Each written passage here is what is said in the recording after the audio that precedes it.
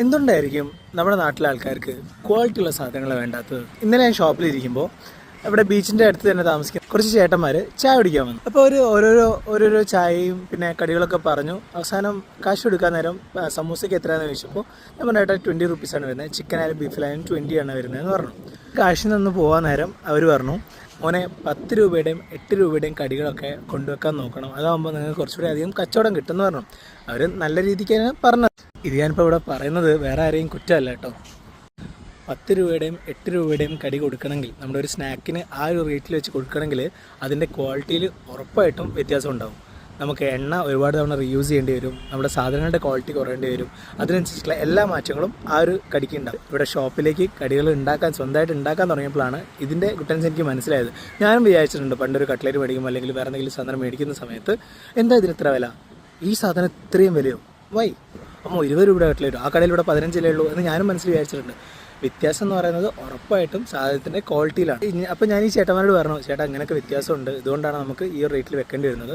നിങ്ങളിവിടെ വന്നിട്ട് നിങ്ങളിപ്പം എൻ്റെ ഷോപ്പിൽ വന്നിട്ട് കഴിക്കുമ്പോൾ നിങ്ങൾക്ക് ഉറപ്പായിട്ടും സമൂസയിലാണെങ്കിലും ചിക്കൻ റോളിലാണെങ്കിലും വോട്ടവർ ഏത് സ്നാക്കിലാണെങ്കിലും അതിൽ കറക്റ്റായിട്ട് ഫില്ലിംഗ് ഉണ്ടാവും. അത് ക്വാളിറ്റിയുള്ള ഫില്ലിങ്ങും ആയിരിക്കും. നമ്മൾ സാധാരണ ചിക്കൻ റോളിൽ ചിക്കൻ ഇല്ല, സമൂസയിൽ ചിക്കൻ സമൂസയിൽ ചിക്കൻ കാണുന്നില്ല, റോളിൽ ചിക്കൻ കാണുന്നില്ല എന്നുള്ള കംപ്ലയിൻറ്റ് ഒരിക്കലും ചേട്ടന് ഇവിടെ വന്ന് കഴിക്കാൻ പറ്റില്ല. ചേട്ടൻ ഫാമിലിയോടെ ധൈര്യമായിട്ട് വന്നിട്ട് ക്വാളിറ്റി ആയിട്ടുള്ള ഫുഡ് ഇവിടെ കഴിച്ചു പോകാം എന്ന് ഞാൻ അവരോട് പറഞ്ഞു.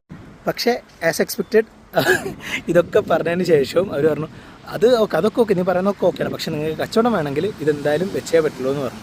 അപ്പോൾ ഞാൻ ചേട്ടനോട് പറഞ്ഞു, ചേട്ടാ നമുക്ക് കുഴപ്പമില്ലാത്ത കച്ചവടം നടക്കുന്നത്, നമ്മളിപ്പോൾ സ്റ്റാർട്ട് ചെയ്തിട്ടേ ഉള്ളൂ, കുഴപ്പമില്ലാത്ത കച്ചവടം ഇപ്പോൾ നടക്കുന്നുണ്ട്. പക്ഷേ നമ്മൾ ലാഭം മാത്രം പ്രതീക്ഷിച്ചുകൊണ്ട് ക്വാളിറ്റി ആ ഒരു നമുക്കും മെയിൻറ്റെയിൻ ചെയ്യാൻ പറ്റുന്ന ഒരു ക്വാളിറ്റി ഉണ്ട്. ഇനിയും ക്വാളിറ്റി കൂട്ടണമെങ്കിൽ ഇനിയും പ്രൈസ് കൂട്ടേണ്ടി വരും. പക്ഷേ നമുക്ക് ആൾക്കാർക്ക് വാങ്ങാൻ പറ്റും വേണം, എന്നാൽ നമുക്ക് ക്വാളിറ്റിയിൽ കോംപ്രമൈസ് ചെയ്യാൻ പറ്റില്ല എന്നുള്ള രീതിയിലാണ് ഇപ്പോൾ കൊടുക്കുന്നത്. അപ്പോൾ ഉറപ്പായിട്ട് ഈ ക്വാളിറ്റി വിട്ട് താഴേക്ക് പോകാൻ എന്തായാലും പറ്റില്ല. അപ്പോൾ ഞാൻ ചേട്ടനോട് പറയുമ്പോൾ ചേട്ടൻ എന്നാലും ഇത്രയും പറഞ്ഞിട്ടും ചേട്ടൻ എന്തായാലും ഓക്കെ നിങ്ങൾ പറയുന്നതൊക്കെ മനസ്സിലായി, നിങ്ങളെ കച്ചവടത്തിന് വേണ്ടി പറയുന്നത് മുമ്പ് നന്മ വിചാരിച്ചിട്ട് തന്നെ പറയുന്നത്.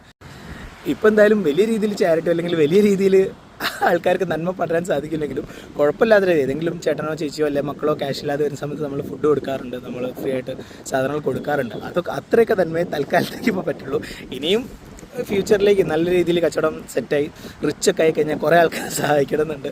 എല്ലാവർക്കും ആഗ്രഹം ഉണ്ടാവില്ല ഇങ്ങനെ. അപ്പോൾ ഞാൻ ആദ്യം ചോദിച്ചതിൻ്റെ ഉത്തരം ഞാൻ തന്നെ പറയാം. എന്തുകൊണ്ടാണ് ആൾക്കാർ ക്വാളിറ്റി വേണ്ടാത്തത്? ആൾക്കാർക്ക് പൈസ അല്ലായിട്ട്. എൻ്റെ കയ്യിൽ പൈസ ഇല്ലാത്ത സമയം ഞാൻ തട്ടുകടയിൽ പോയിട്ട് ഫുഡ് കഴിക്കാം, അത്യാവശ്യം പൈസ ഉണ്ടെങ്കിൽ ഞാൻ നല്ല റെസ്റ്റോറൻറ്റിൽ പോയിട്ട് ഫുഡ് കഴിക്കും. Simple as that. ഞാൻ വേറെ ആൾക്കുള്ള മെസ്സേജ് അല്ല, ഇൻക്ലൂഡിങ് മീ ആണ് ഞാൻ പറയുന്നത്.